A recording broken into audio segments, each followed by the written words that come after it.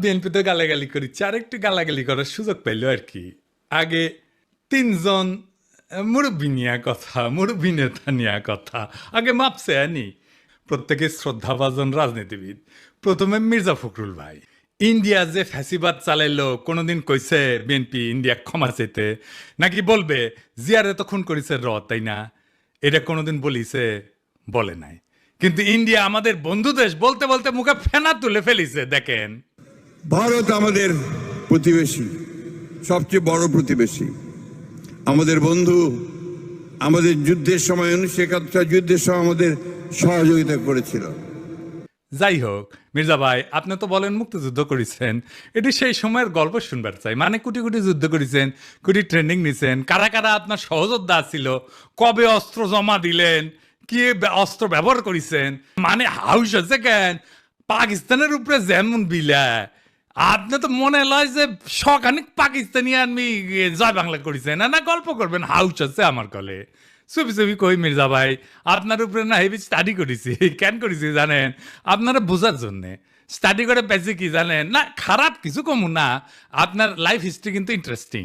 আপনি ঢাকা কলেজের ইকোনমিক্সের টিচার হিসেবে ক্যারিয়ার শুরু করেন, শিক্ষকতার ক্যারিয়ার। পরে ঠাকুরগাঁও কলেজে ইকোনমিক্সের অধ্যাপক ছিলেন, খুবই জনপ্রিয় টিচার ছিলেন, ছাত্ররা আপনার ক্লাস করার জন্য উন্মুখ হয়ে থাকতো, মার্শাল্লাহ।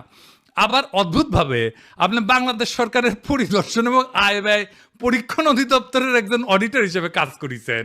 এই প্রফেসর হওয়ার পরে শিক্ষা বিভাগে আবার ডিজি আসছিলেন। এমন সেলিব্রেটেড শিক্ষকের জীবন চাইরা অডিটর কেন হইলেন, এটা মিলাইতে পারি নাই। তাই আপনার জীবনের গল্প আপনার কাছ থেকে শোনার ইচ্ছা থাকলো।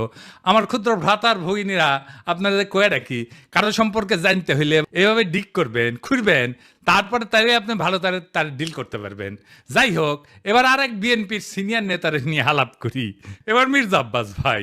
মির্জা আব্বাসের ভাবিছিলাম কিছু কমু না, এরে ওরে দিয়া মেসেজ পাঠায়, আমি যেন আর কিছু না কই, আমি যেন তারা না ধরি। আবার নিজে তার দলের কর্মীদের লালায় দেয়, কয় নাকি সোজা হয়ে যাব। শুনেন। আপনারা ফেসবুক চালান নাকি? চালান? জবাব দেন না কেন? যখন নাকি ফেসবুকের মধ্যে উল্টা পাল্টা কথা রাখে, জবাব দিয়ে দিয়েন এগুলারে, সোজা হয়ে যাবে।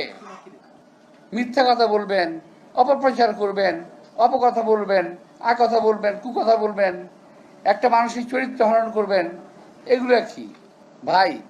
আমরা রাজনীতি ছেড়ে দেবো, আপনারা একটু দেশে আসেন। আপনাদের অনেক জ্ঞান, আপনাদের অনেক বুদ্ধি, আপনাদের জ্ঞান বুদ্ধি আমাদের অনেক প্রয়োজন। আপনারা দয়া করে দেশে আসেন, বুদ্ধি দেন, কথা বলেন, কাজ করেন, মেনে নেব। আমরা রাজনীতি করবো না, আপনারা আসেন না। দেশে আসে